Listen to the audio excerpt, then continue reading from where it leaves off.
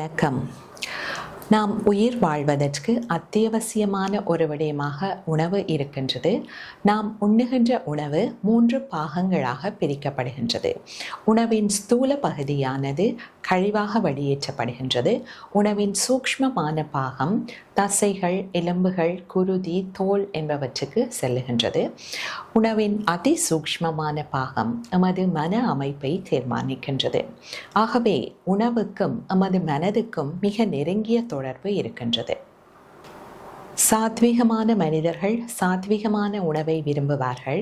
அந்த சாத்வீகமான உணவு மீண்டும் சாத்வீகமான மன அமைப்பை உருவாக்கும். சாத்வீகமான உணவு என்பது தார்மீகமான முறையில் சம்பாதித்த பணத்தில் நல்ல எண்ணத்தோடு தூய்மையாக சமைத்த உணவை நாம் குறிப்பிடலாம். இது எமது ஆயுளை அதிகரிக்க செய்வதுடன் புத்தியையும் தெளிவுறச் செய்யும். உதாரணத்திற்கு பழங்கள், மரக்கறி, பால், வெண்ணெய் போன்றவற்றை குறிப்பிடலாம். ராஜசீகமான உணவு என்பது நின்று கொண்டு நடந்து கொண்டு அவசரமாக நாம் சாப்பிடுகின்ற உணவுகள். இவை எப்பொழுதும் எமது நாவை திருப்திப்படுத்துவதற்காக நாம் உண்பவை.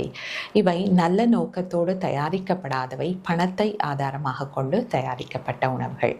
அதிகமான கார, உப்பு பொரித்த உணவுகள், உதாரணத்திற்கு துரித உணவுகளை நாம் குறிப்பிடலாம். தாமசீகமான உணவு முறை என்பது அளவுக்கு அதிகமாக உண்ணுதல், தூய்மை இல்லாத இடத்தில் தயாரிக்கப்பட்ட நாற்றம் எடுக்கின்ற உணவு வகைகளை குறிப்பிடலாம்.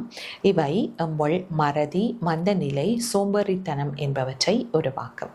நன்றி.